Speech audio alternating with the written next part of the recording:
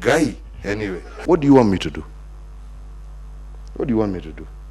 The president's initial utterance at a corruption summit against the backdrop of grand corruption that has crept into the Ministry of Health is what triggered civil society groups to come up with points which they believe, if put into consideration by the president, then it will be a step towards detoxifying the country of corrupt elements. They're also saying we must now revamp this very ineffective wealth declaration regime under the Public Officers Ethics Act and reduce the period of declaration from 2 years to 1 year. The civil society groups claim that the Ethics and Anti-Corruption Commission has failed in its mandate to combat and prevent corruption. We are 100% that we are not expecting any action from EACC. What they are going to do is they are just going to come and do a cover-up. And also we expect them to come and cover the way they did with the NYS, where they took some people to court and the main culprits were not taken to court.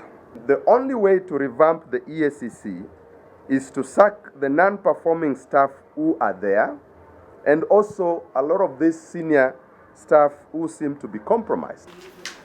Still on corruption, the Central Organization of Trade Unions has taken issue with Ruto's defense of Sundeals International, which has been linked to the scandal at the Ministry of Health. It is right for the government to say that they can do business with every Kenyan, but I think it's wrong to do business with their relatives. They also criticized the government of defending acts of corruption. We have noted that the deputy president has been very clear, and he's been the chief architect in defending corruption in this country.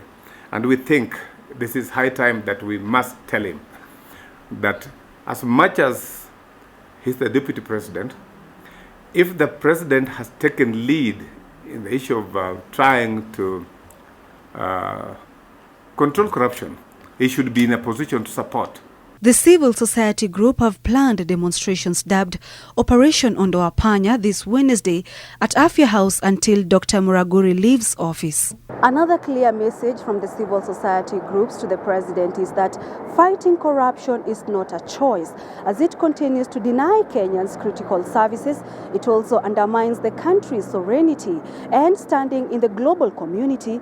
And lastly, it also undermines the country's security and contributes to terrorist attacks. Sharon Baranga, NTV.